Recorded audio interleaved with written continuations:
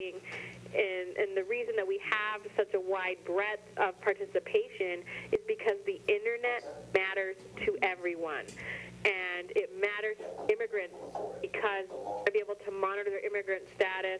They want to be able to stay connected with friends and family that are far away. It matters to young women of color in Young Women United because they need to be able to stay connected and also be able to research information, and not just that, but upload their own stories. Storytelling has always been important to communities of color, and we need to be able to continue to tell our stories online and in person. And so that's another example. We, Channel 27, the internet matters to you all so that you can do your streaming, right? Just on that basic level, just something that you need to be able to promote your organization. So we see the very real needs of our community members represented in the Digital Justice Coalition. That's great. It seems like a real, any way you talk about it, it turns out to be a kind of a struggle between the haves and the have-nots. Yeah, very true. I mean, it's a class, maybe I'm making it too simplistic, but it seems to me like it's what Andrea is talking about and what you're talking about, Steve, is, whether or not, rich people are going to have the golden road, and the rest of us will have what's left. Well, I think that might be the principal problem in the United States today, whether it's internet, access to good jobs, access to health care. We're seeing that divide amongst the American population all along the lines there. In the internet, I guess it's class lines, and what we're facing here is, in this particular case, the internet and information is the key for people to understand and empower themselves. That's the reality of this country in the year 2010. The internet and availability of information is empowerment here. And if people can't get that information, if they can't express themselves, then they're disempowered.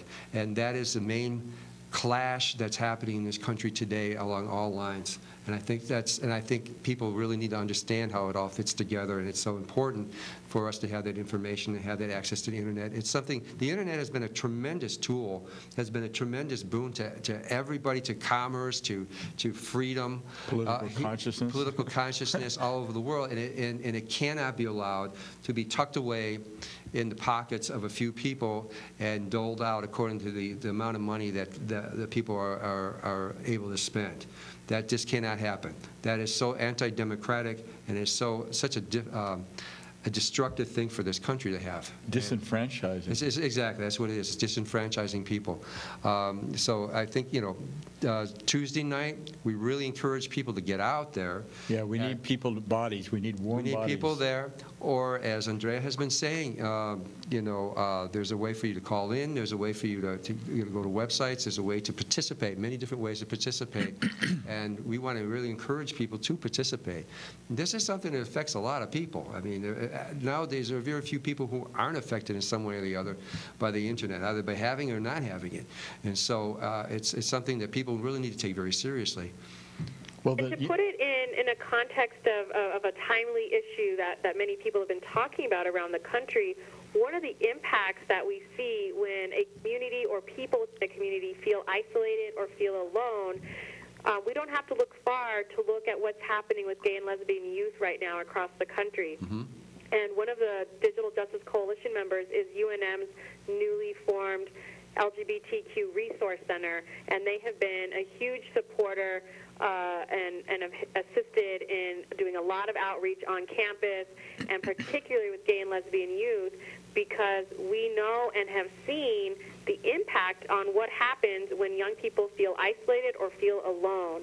And we are also hoping to hear from queer rural youth who have stories around that the internet actually saved them, that they were able to stay connected and not feel isolated when they were being made fun of, if they were made fun of at school or in their homes.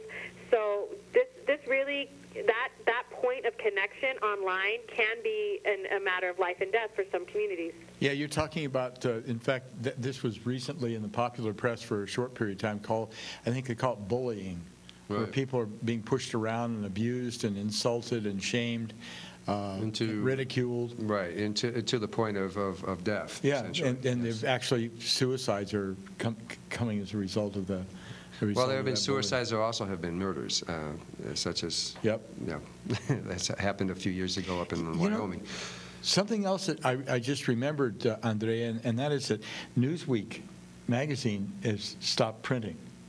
But I think if I heard it right, but they're going to continue on the internet. Wow, the New York Times. Heard that, yeah. The New York Times is on the internet, and millions of people, read the New York Times on the internet. Well, it's becoming a news source. Yes, it's a news source. It's becoming a tremendous vehicle for communications. I mean, even here, what we do, this is a cable television station. We know everybody doesn't have cable.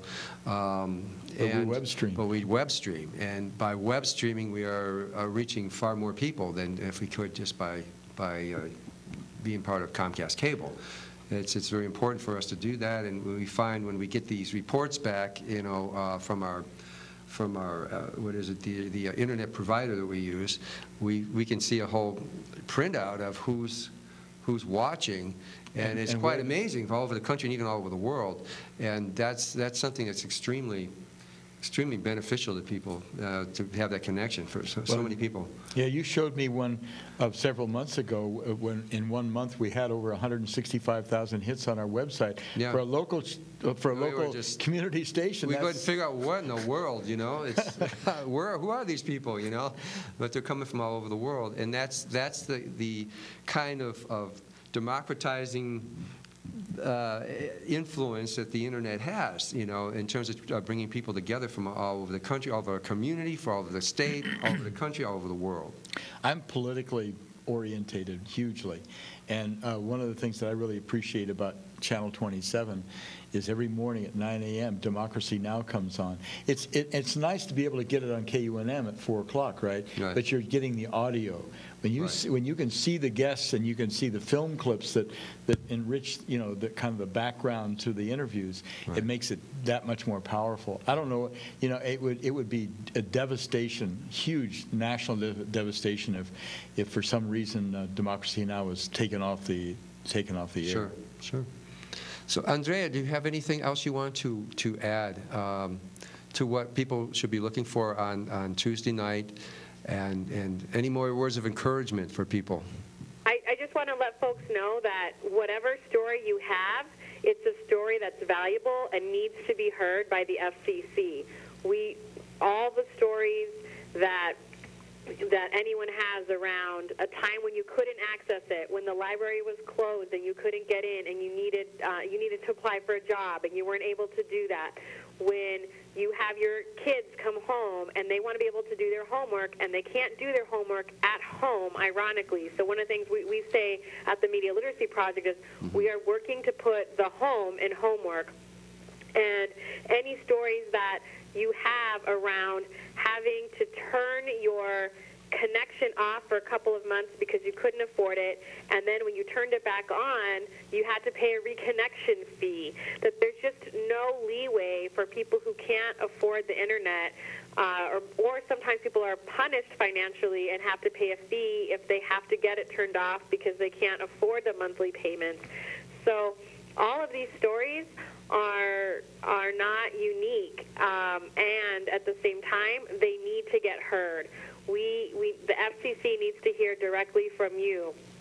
Our organization has had the opportunity to meet with the FCC, to take your stories to D.C., and now we're asking and giving you this opportunity to come directly and speak to the FCC yourselves in your own words and share your own experiences and ask the FCC to reclassify broadband. Okay, so the website, again, is savetheinternet.com/ABQ-hearing. Yes. Did I get that right? And then if people want to make a statement, they can make a 90-minute statement on the phone. Did I get that right? 90-second statement. 90-second statement. A 90-second statement at 505-609-8547. Is that right? Yes. So is there any other, one of the things that concerns me is that there are probably people who are watching tonight that don't know exactly where Hispanic Cultural Center is. And if you go south on 2nd Street, and when you get to Bridge, you're looking at it. It's across the street. Yeah, it's 1704 4th Street Southwest. Okay. That's what I wanted. It's on 4th Street. Well, the parking lot's on 4th Street. And that's the largest theater in the Cultural Center. Right. Which seats 700 people. We are expecting New Mexicans to show up. We would love to see all those seats filled. The first 100 people to arrive will receive a free Latinos for Internet Freedom T-shirt. And the sooner that you arrive, the sooner you can get your name on the list for the public testimonies. So there's benefits to showing up early. Is there anything we left out? Your voice counts. Please come to the Future of the Internet Town Hall at the National